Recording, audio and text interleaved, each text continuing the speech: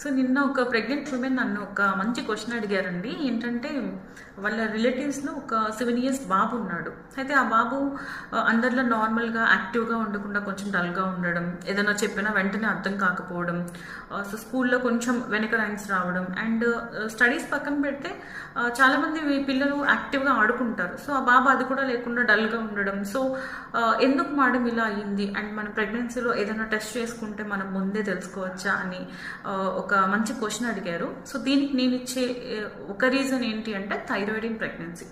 దీని ఇంపార్టెన్స్ చాలా మందికి తెలియక మోస్ట్ కామన్గా మిస్ చేసేస్తారు థైరాయిడ్ టెస్ట్ని. బట్ ఈ థైరాయిడ్ హార్మోన్ అనేది బేబీ బ్రెయిన్ డెవలప్మెంట్కి చాలా అవసరం.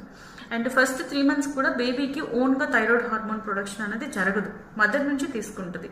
సో మదర్కి ఒకవేళ ప్రాబ్లం ఉండి అది మనం తెలుసుకోకపోతే సో బేబీ బ్రెయిన్ డెవలప్మెంట్ సరిగ్గా జరగక సో డెఫినెట్లీ ఇలా అయ్యే అవకాశం అయితే ఉంటుంది. సో